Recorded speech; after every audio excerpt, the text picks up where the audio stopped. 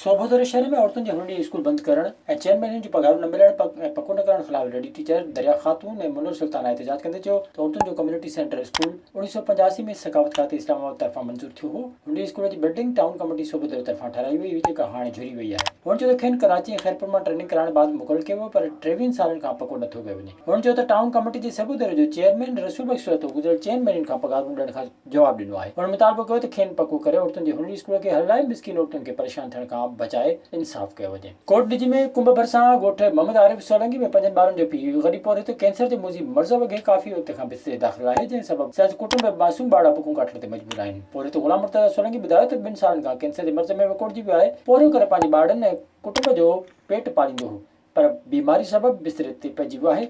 संदसि मासूम ॿार बुखूं काटण ते मजबूर आहिनि। हुन चयो त आगा खान लेबॉरेटरी मां टेस्टूं करायूं आहिनि। इलाज ते लखें रुपया ख़र्च अचे थो। एतिरा पैसा न आहिनि जो पंहिंजो इलाज कराए सघां। हुन आला अख़्तियारनि खां घुर कई त संदसि मदद करे इलाज कराए वञे। कश्मीर जे मुरादबाग मार्केट में वापारी राजा जे कपिड़े जी दुकान खे ओचितो बाहि लॻण जे नतीजे में लखें रुपयनि जी माल जा कपिड़ा ऐं ॿियो सामान सड़ी रखा थी वियो। फायर ब्रिगेड अमलो वाक़े वारे हंधि न पहुतो। मार्केट जे दुकानदारनि पंहिंजी मदद पाण त बाहि विसाई। बाहि लॻण जो कारण मालूम न थी सघियो आहे। ठरीमीरा जे ॻोठ पनाहली शहर जे रवासनि पारां प्रेस क्लब ठरीमीरा में कराची में अगवा थियल नौजवान जे बाज़ाबी लाइ एहतिजाजी मुज़ाहिरो कयो हो। इन मौक़े ते अगवा थियल नौजवान शफ़क़त उर्फ़ जावेद जे वालिद शफ़ी शहर अमर नूर बानो शहर में एहतिजाज कंदे ॿुधायो त संदनि पुटु ॻोठ मां माल जे वापारियुनि सां कराची भैंस कॉलोनी में मज़दूरी कंदो हो जितां हुन वापारियुनि मूजिबि नामालूम सादा कपिड़ा पहिरियल हथियारबंद खेसि खंभे खणी विया आहिनि।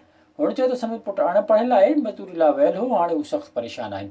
हुन आई जी सिंध समेत बस वारनि खां मुतालबो कयो त नौजवान खे बाज़ाब कराए साणनि इंसाफ़ कयो वञे। विज़िट कयो अवामी आवाज़ मीडिया ग्रुप जी वेबसाइट awamiawaz.pk